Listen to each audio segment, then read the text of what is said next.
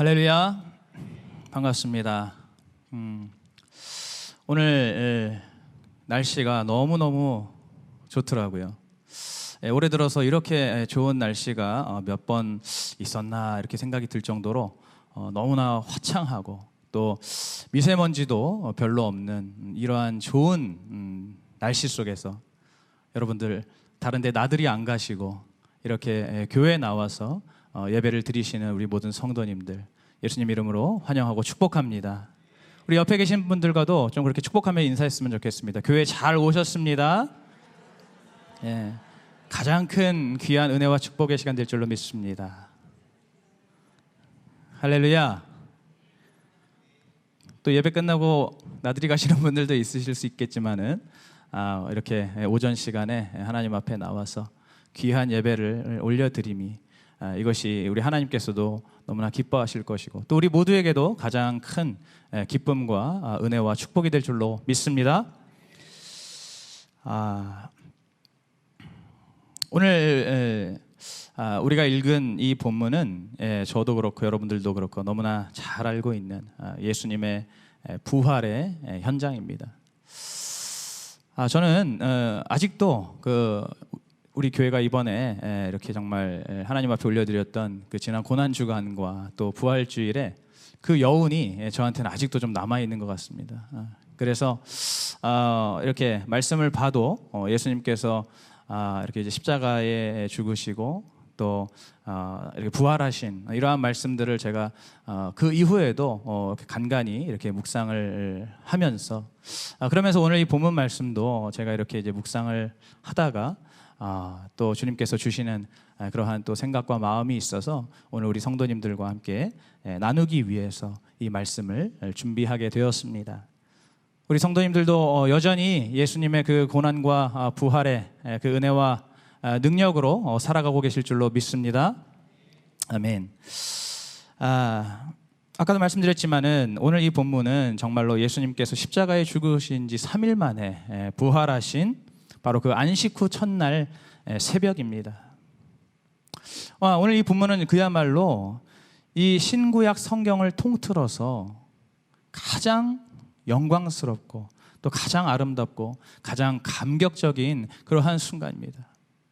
신구약 성경뿐만 아니라 어쩌면 이 인류 역사를 통틀어 볼 때에도 우리 인류 역사에 있어서 가장 정말로 영광스럽고 아름답고 감격적인 순간이 바로 오늘 이 본문에서 예수님께서 부활하신 이 현장인 줄로 믿습니다.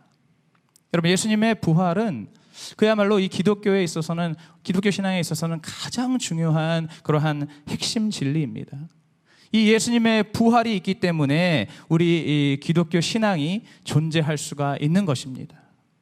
그야말로 바로 우리 기독교 신앙이 존재할 수 있는 가장 핵심적인 근거가 바로 예수님의 부활이고 또 우리의 기독교 신앙이 출발할 수 있는 그 출발의 신호탄이 바로 예수님의 부활입니다. 왜냐하면 예수님께서 바로 이 부활하심을 통해서 예수님이 진정한 하나님이시고 또 우리 모두의 구원자라는 그 사실을 온 세상에 증명하셨기 때문입니다. 그런 이유로 사도 바울도 그리스도의 부활이 없다면 우리의 전파도 헛것이고 우리의 믿음도 헛것이라고 그렇게 고백했을 정도로 이 예수님의 부활은 바로 우리의 신앙의 가장 중요한 핵심 진리입니다. 또한 이 예수님의 부활은 그렇게 우리가 정말 가지고 있어야 할, 우리가 깨달아야 할 그러한 진리일 뿐만 아니라 그 주님의 부활을 통해서 우리 모두가 바로 우리의 삶 속에서 그 주님처럼 예수님처럼 이제 우리의 삶도 나중에 영광스러운 그러한 부활에 참여하게 된다는 그러한 부활 소망을 우리에게 주시고 또 그러한 부활의 실질적인 능력을 가지고 우리가 삶을 살아갈 수 있기 때문에 바로 이 예수님의 부활이 우리에게 있어서는 가장 중요한 진리이면서 또한 동시에 우리의 삶에 가장 강력한 능력이 되는 것입니다. 여러분, 그렇기 때문에 우리가 정말 지난 그 고난주간부터 부활주일에 이르기까지 우리 온 성도들이 함께 그렇게 고난당하시고 또 죽으시고 부활하신 예수님을 우리가 함께 그분을 향해 예배를 드리고 또 주님의 부활을 나의 부활로 믿으면서 함께 기뻐했던 것입니다. 여러분, 그런데 오늘 이 본문을 보시면 바로 우리 모두가 그렇게 정말 기뻐하고 우리 모두가 정말 그렇게 소망을 품게 되는 그 가장 영광스럽고 놀랍고 아름다운 이 순간, 바로 예수님 부활하신 그러한 순간인데 우리의 예상과는 다르게 조금 분위기가 심상치가 않습니다. 오늘 1절에 보시면은 이제 이 안식 후 첫날 새벽에 예수님이 장사되었던 그 돌무덤으로 찾아온 여인들이 있었습니다. 그들은 오늘 본문 10절에 따르면 막달라 마리아, 요한나, 또 야고보의 모친 마리아, 또 그 밖에 여러 여인들이었습니다. 참 이 말씀만 보더라도 저도 남자지만은 참 우리 여성분들의 믿음이 더 이렇게 객관적으로도 뛰어나다는 것을 인정하지 않을 수가 없는 것 같습니다. 여기에 좀 남자 한 명만 끼어 있었으면 얼마나 좋았을까, 그런 좀 아쉬움이 듭니다. 어쨌든 이렇게 이 여인들이 지금 예수님의 그 무덤에 찾아왔는데 이들이 향품을 가지고 왔습니다. 향품. 여러분, 이 향품을 왜 가지고 왔을까요? 바로 예수님의 시신에 바르기 위해서였습니다. 이들이 지금 예수님의 시신에 그 몸에 바르기 위한 향품을 가지고 왔다는 것이 무엇을 의미합니까? 바로 이 여인들이 지금 예수님의 부활을 생각하지도 못하고 있었다는 겁니다. 예수님이 부활하실 것이라고는 꿈에도 생각하지 않고 있다는 것이죠. 그렇게 예수님께 찾아온 이 여인들이 이제 그들의 눈으로 정말 너무나 놀라운 그러한 두 가지를 목격하게 됩니다. 첫째는 오늘 2절과 3절에 말씀하시는 대로 바로 돌문이 열려있는 빈 무덤을 이 여인들이 보게 되었습니다. 그리고 둘째로는 오늘 4절의 말씀처럼 찬란한 옷을 입은 두 사람을 보게 되었습니다. 이 같은 내용이 기록된 마태복음 28장에 의하면은 이 찬란한 옷을 입은 두 사람은 하나님의 천사입니다. 그래서 그 형상이 번개 같고 그 옷이 눈같이 희었다라고 기록되어 있습니다. 그리고 그 무덤을 지키던 파수꾼들이 무서워 떨면서 죽은 사람처럼 되었다라고 기록이 되어 있습니다. 여러분, 오늘 예수님의 부활을 믿는 우리 중에서 이 두 가지를 실제로 보신 분 계신가요? 우리 그것을 보고 믿으시는 분 계십니까? 아무도 없으시죠? 여러분, 그런데도 우리는 그 예수님의 부활을 우리가 믿고 또 기뻐하고 또 그 부활 소망을 가지고 우리가 살아가고 있습니다.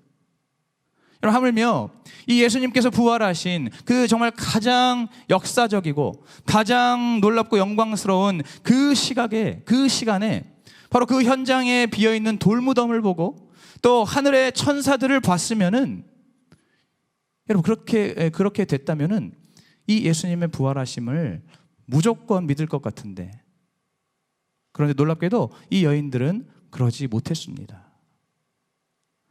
이들이 이제 이 빈 무덤을 보고 그리고 그 두 천사들을 보면서 이들은 예수님의 부활을 떠올린 것이 아니라 예수님의 시신이 도난당했구나 라고 하는 그러한 근심과 두려움에 휩싸였습니다. 이들은 예수님의 부활을 믿기는커녕 상상하지도 못했던 것이죠. 여러분, 정말 놀랍지 않습니까? 그렇게 돌문이 다 열려있고 비어있는 그 빈 무덤을 보면서도 또 그 하늘의 천사들이 정말 그 찬란한 천사들, 그 빛나는 천사들이 내려와 있는 것을 보면서도 예수님이 다시 살아나셨다라고 생각하지 못하고 그저 예수님의 시신을 누군가 훔쳐갔구나 라고 하는 그러한 근심과 걱정에 휩싸였다는 것, 너무나 놀랍습니다. 여러분 왜 그랬을까요? 왜 그랬을까요? 바로 이 여인들의 그 심령에 하나님의 말씀이 없었기 때문입니다. 우리가 이것을 보면서 오늘 알 수 있는 중요한 사실이 있습니다. 우리 한번 다 같이 한번 저를 좀 따라 하시겠습니다. 말씀이 받쳐져야 믿음이 된다. 다시 한번, 말씀이 받쳐져야 믿음이 된다. 아멘. 바로 오늘 설교 제목입니다. 즉, 내 눈앞에서 아무리 놀랍고 엄청난 일들이 펼쳐지더라도 이 하나님 말씀이 받쳐주지 않으면은 그 어떠한 것도 믿음이 될 수가 없는 것입니다. 여러분, 그 어떠한 것보다도 결국 이 하나님의 말씀이 뒷받침이 돼야만 우리 안에 믿음이 세워질 수가 있는 것입니다. 오늘 이 본문을 보면서 우리가 이것을 깨달아야 하는 겁니다. 오늘 이 본문을 우리가 조금 더 자세히 한번 살펴보겠습니다. 제가 방금 말씀드렸던 것처럼 지금 이 여인들의 그 마음 속에, 그 심령 속에 하나님의 말씀이 없다라고 말씀드렸습니다. 좀 더 정확히 말한다면은 하나님의 말씀을 지금 기억하지 못하고 있는 것입니다. 여러분, 그렇게 하나님의 말씀이 없을 때에 이 여인들에게 있어서 가장 강력한 믿음, 가장 강력한 진리가 무엇일까요? 그것은 바로 죽음입니다. 죽음. 하나님의 말씀이 없는 상태에서 이 여인들뿐만 아니라 이 세상에 있어서 가장 강력한 진리, 그리고 가장 올바른, 가장 맞는 그 원칙은 바로 이 죽음이라는 것입니다. 여러분, 이 죽음의 원칙이 어떤 겁니까? 바로 세상 모든 사람들은 반드시 죽고, 또 죽은 사람은 절대로 다시 살아나지 않는다. 이것이 바로 죽음의 원칙입니다. 여러분, 지금 이해가 되십니까? 여러분, 죽음의 원칙, 이 세상에서 통용되는, 이 세상 모든 사람들이 진리로 믿고 있는 이 죽음의 원칙이 무엇이냐는 말입니다. 그것은 바로 세상의 모든 사람들은 반드시 죽게 되어 있고, 또 죽은 사람은 절대로 다시 살아나지 않는다. 이것이 바로 이 세상 모든 사람들이 믿고 있는 죽음의 원칙, 죽음의 진리입니다. 이 세상 속에서는 바로 이 죽음의 원칙이야말로 만고불변의 진리라고 할 수 있습니다. 여러분, 지금 이 여인들에게 하나님의 말씀이 없다 보니까, 하나님의 말씀이 뒷받침이 되지 않다 보니까 이들도 마찬가지로 바로 이 죽음의 진리의 지배를 받고 있는 것입니다. 이 죽음의 원칙을 믿고 있는 것입니다. 그렇기 때문에 오늘 말씀에서 무엇이라고 이야기하고 있습니까? 오늘 그 5절 말씀에 천사들이 이 여인들에게 무엇이라고 말하고 있습니까? 너희들이 어찌하여 산 자를 죽은 자 가운데서 찾고 있느냐라고 말하고 있는 것입니다. 지금 이 여인들이 그들의 마음속에 이 죽음의 진리만을 믿고 있으니까, 죽음의 원칙의 지배를 받고 있으니까, 한 번 죽으신 예수님, 그분이 한 번 죽으셨으니까 다시 살아날 리 없다고 생각하고 그 예수님을 죽은 자들 가운데서 계속 찾고 있었던 것입니다. 바로 거기에서 비롯된 생각이, 예수님의 시신을 누군가가 훔쳐갔구나 라고 하는 생각으로 이어진 것이지요.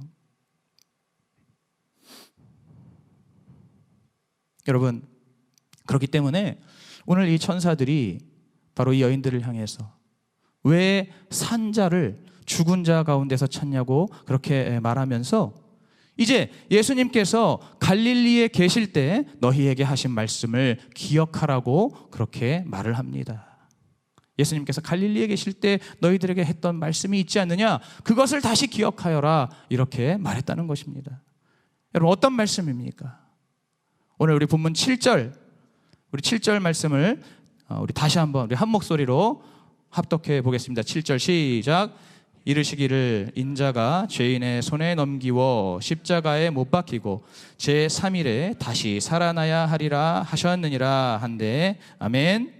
아멘. 예수님께서 이렇게 당신이 고난당하시고 또 십자가에 달려 죽으신 뒤 사흘 만에 3일 만에 다시 살아나실 것을 분명히 말씀하셨습니다. 지금 우리가 방금 읽은 이 말씀은 이 말씀 외에도 예수님께서 곳곳에서 그분의 공생의 그 사역 동안에 이 제자들과 또 그 따르는 무리들에게 계속해서 당신의 고난과 부활에 대해서 말씀을 여러 번 해주셨습니다. 이 예수님의 말씀을 우리가 한마디로 요약하면은 바로 예수님께서 죽으시고 그리고 예수님께서 부활하신다라는 말씀이죠. 여러분, 이 말씀을 우리가 생각해 보면 지금 예수님께서 하신 말씀은 바로 아까 제가 말씀드린 대로 이 세상에서 가장 강력한 그 진리인 이 죽음의 원칙을 이기시는 말씀입니다. 여러분, 이 세상에서는 이 죽음을 이길 수 있는 사람이 아무도 없습니다. 모두가 한 번 죽으면 그것으로 끝이 나는 것이죠. 여러분, 그러나 예수님께서는 바로 하나님의 아들이시고 또 그분은 죄가 없으시기 때문에 바로 그 죄의 열매인 이 죽음의 영향을 받지 않으시고 그 사망 권세를 파하시면서 그 죽음을 짓밟고 정말 최초로 그 죽음을 이기시고 부활하시기에 아주 합당하신 그러한 분이시기 때문에 바로 예수님께서 계속해서 그 부활의 말씀을 해 주셨던 것입니다. 그래서 오늘 본문의 8절처럼 이제 이 여인들이 바로 그 예수님께서 말씀하셨던 그 부활의 말씀을 이들이 기억하게 되었을 때 비로소 이들의 믿음의 눈을 뜨게 되었습니다. 그 하나님의 말씀, 그 예수 그리스도의 그 진리의 말씀, 당신께서 죽으시고 부활하실 거라고 하는 사망 권세를 파하시고 그 죽음을 이기시고 부활하실 거라고 말씀하신 그 말씀이 이 여인들에게 다시 기억나게 되자 바로 그 말씀에서부터 이 여인들의 믿음이 세워지게 된 것입니다. 바로 그렇게 됐을 때 이제 이들이 급히 돌아가서 바로 이 예수님의 부활의 소식을 모든 제자들에게 고하게 된 것입니다. 특별히 마태복음 28장 9절부터 10절에 보시면은 오늘 본문에서는 말씀하지 않지만은 이 여인들이 이제 제자들에게 가기 전에 실제로 부활하신 예수님을 만나게 되었습니다. 어떻게 만나게 된 것입니까? 이들이 예수님의 그 말씀을 기억하고 이들의 믿음이 그 마음속에서 세워지고 난 뒤에 행동으로 옮겼을 때 이들은 비로소 정말로 살아나신 예수님을 다시 만나게 된 것입니다. 그 예수님을 실제로 만나게 되었고 그분의 그 못 박히셨던 그 발을 붙잡고 주님을 경배하는 그러한 놀라운 은혜를 이 여인들이 누리게 되었습니다. 이제 그 여인들로부터 그 소식을 들은 제자들도 오늘 본문에서는 이들이 반신반의하는 그러한 모습이 나오지만은 결국에는 그 모든 제자들도 이제 예수님의 그 말씀을 들으면서 동일하게 그 예수님의 그 말씀을 통해서 이들이 예수님의 부활을 믿게 되는 그러한 믿음이 생겨나게 되었습니다. 우리 한번 잠깐 찾아보겠습니다. 우리 오늘 본문의 같은 장의 32절 말씀입니다. 누가복음 24장 32절 말씀.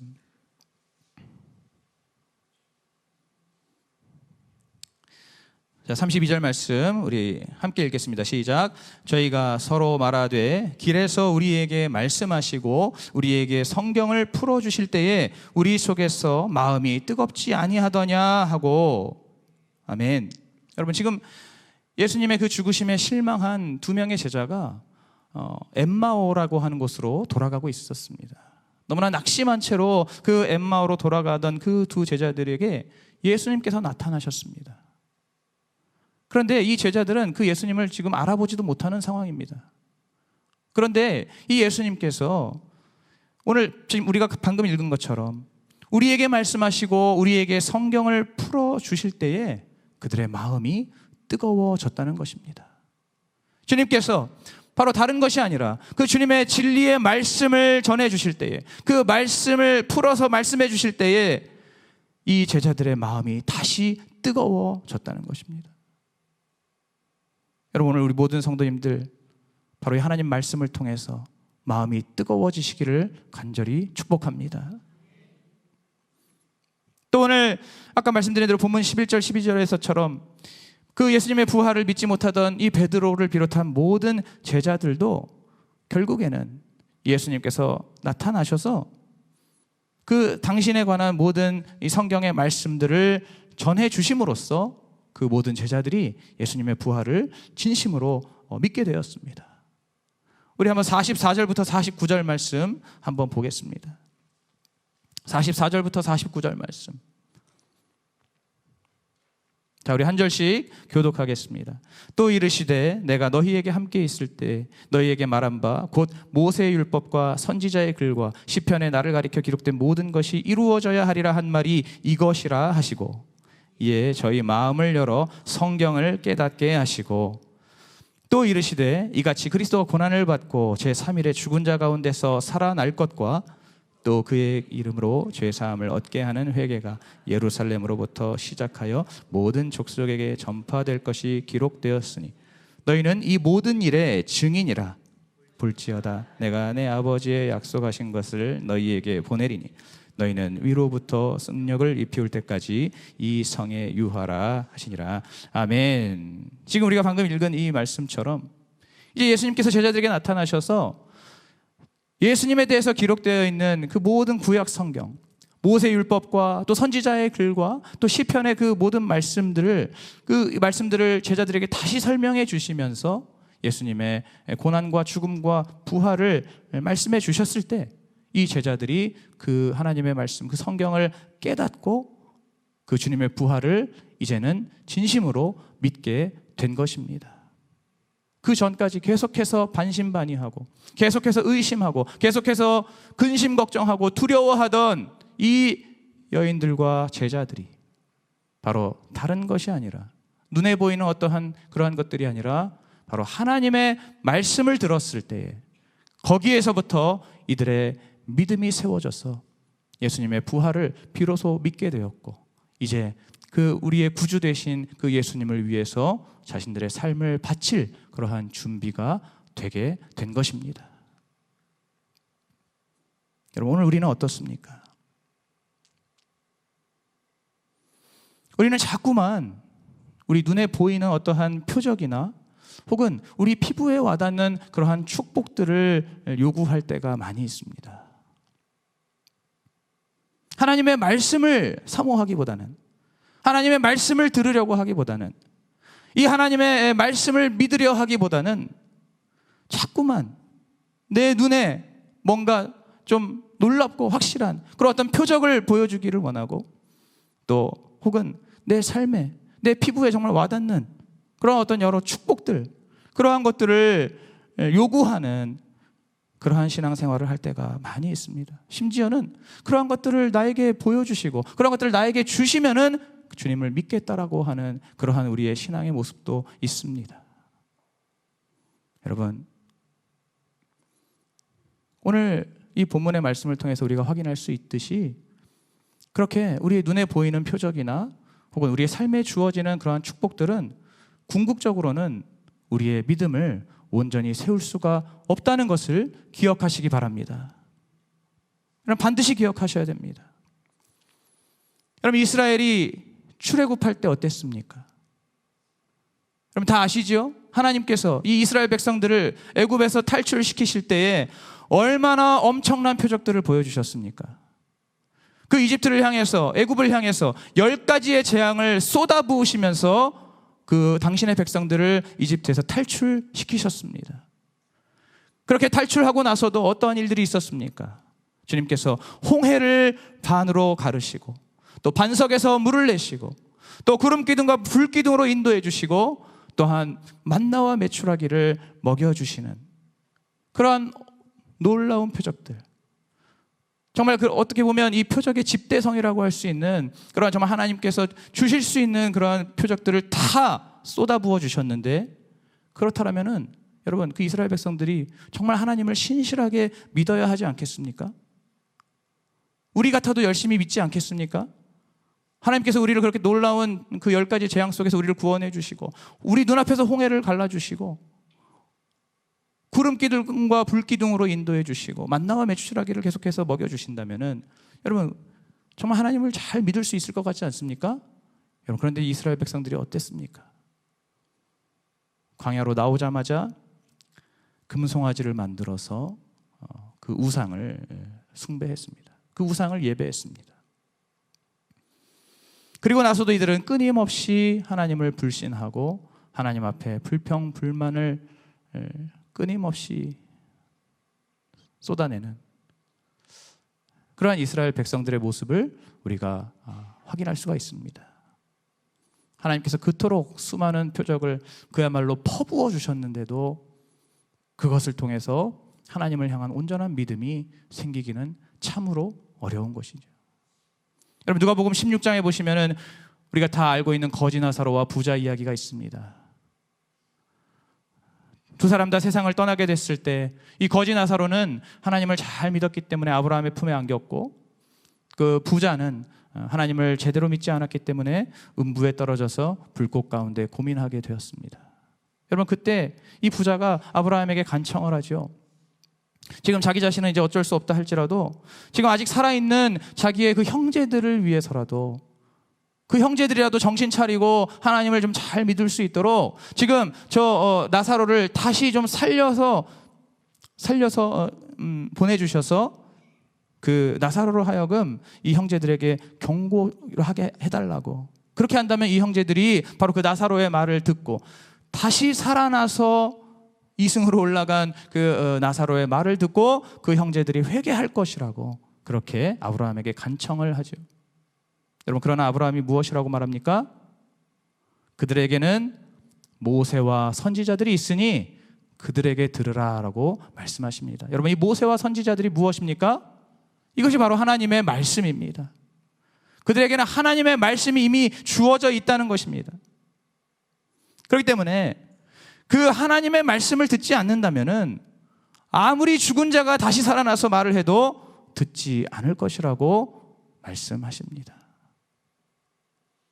하나님의 말씀을 듣지 않는다면 죽은 자가 다시 살아나서 이야기한다 할지라도 듣지 않는다라는 것이 오늘 하나님께서 우리에게 말씀하시는 내용입니다. 그럼 이 모든 것이 무엇을 의미합니까? 아까도 말씀드렸지만 표적이나 축복으로 믿음이 생기는 것이 아니라 오직 말씀으로 진정한 믿음이 세워진다는 것입니다. 여러분, 물론 우리의 삶 속에 보여지는 표적도 필요하고 또 그 우리의 삶에 주어지는 축복도 그것도 굉장히 중요합니다. 그러나 여러분, 그러한 것들은 사실은 우리가 말씀을 믿는 그 믿음의 결과로서 주어지는 것입니다. 그러한 것들을 통해서 우리가 믿음이 생기는 것이 아니라 우리가 하나님의 말씀을 먼저 믿을 때에 그 믿음의 결과로서 하나님의 표적이 보여지는 것이고 또 하나님의 축복이 우리에게 임하게 되는 것입니다. 그럼 심지어는 우리가 말씀을 믿을 때에 하나님께서 이미 우리에게 놀라운 표적과 축복을 주셨다는 것을 깨닫게 되기도 합니다. 오늘 이 본문에서도 그것이 나타나지 않습니까? 오늘 이 여인들이 그 말씀을 믿게 되자 예수님께서 사실은 이미 살아나셨던 이미 살아나신 그 부활을 비로소 이들이 깨닫게 되고 그 부활의 은혜가 이들에게 임하게 된 것처럼 어쩌면 우리의 삶 속에서 이미 하나님께서 놀라운 표적들을 우리에게 많이 보여주시고 또 우리에게 많은 축복들을 내려주셨음에도 불구하고 우리가 그런 것들을 깨닫지 못하다가 하나님의 말씀을 온전히 믿게 되었을 때, 그 말씀을 깨닫게 되었을 때 그것을 통해서 하나님께서 우리에게 이미 내려주셨던 그 축복과 또 우리에게 허락하신 모든 표적을 우리가 깨닫게 된다는 것입니다. 여러분, 그렇기 때문에 이제 오늘 우리에게 필요한 것이 무엇입니까? 바로 이 하나님의 말씀을 우리가 더욱더 귀히 여기고 이 하나님의 말씀을 우리가 더욱더 사모하고 또 사랑하고 또 이 말씀을 가까이 하는 것인 줄로 믿습니다. 제가 아마 계속해서 이러한 말씀을 우리 성도님들께 드리고 있는 것 같습니다.